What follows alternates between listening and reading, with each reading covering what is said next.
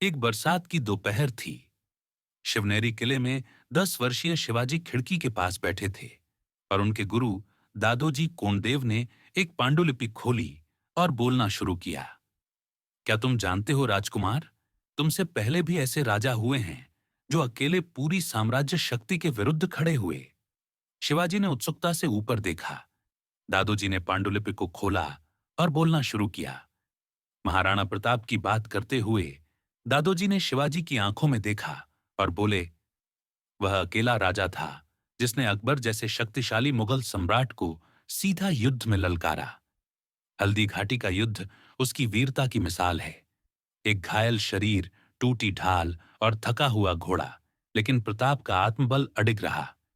उसने जंगल में रहकर भी आत्मसम्मान नहीं छोड़ा। उसने कभी भी अपनी मातृभूमि को पराए हाथों में नहीं जाने दिया। शिवाजी की आंखों में प्रताप की छवि उभरने लगी।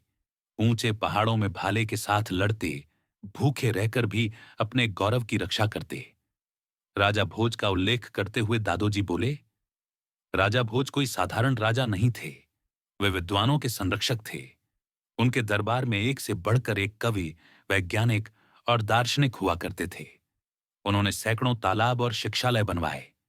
वे मानते थे कि एक सच्चा राजा वह होता है जो अपनी प्रजा के मन में शिक्षा और न्याय का दीप जलाए। शिवाजी ने पूछा, तो क्या वे तलवार नहीं चलाते थे? दादोजी ने मुस्कुराते हुए कहा, वे तलवार से ज्यादा कलम के महत्व को जानते थे और जब आवश्यकता पड़ी उन्होंने तलवार भी उठाई, लेकिन न्याय के लिए। समुद्रगुप्त पर आते हुए दादोजी की आवाज गंभीर हो गई। उसे भारत का नेपोलियन कहा जाता है, लेकिन वह केवल विजेता नहीं था, वह दयालु भी था। जब उसने कई राजाओं को हराया तो उन्हें मारने के बजाय माफ किया और उनके राज्य लौटा दिए। वह जानता था कि असली साम्राज्य डर से नहीं, विश्वास से बनते हैं।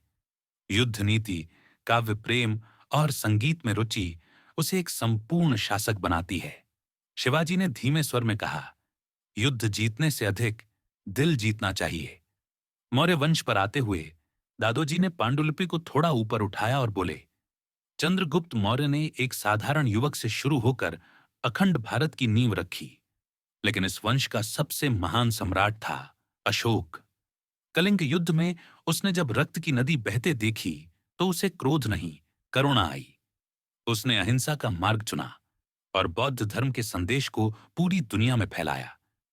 शिवाजी ने चौंकते हुए पूछा, क्या कोई राजा युद्ध जीतने के बाद तलवार छोड़ सकता है?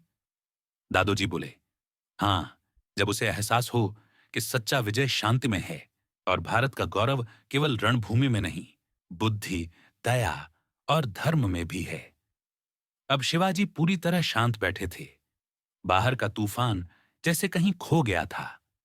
उस रात शिवाजी ने खुद से वादा किया, मैं उनके स्वर कभी खोने नहीं दूंगा। मैं भारत की वीर परंपरा को फिर से जिंदा करूंगा।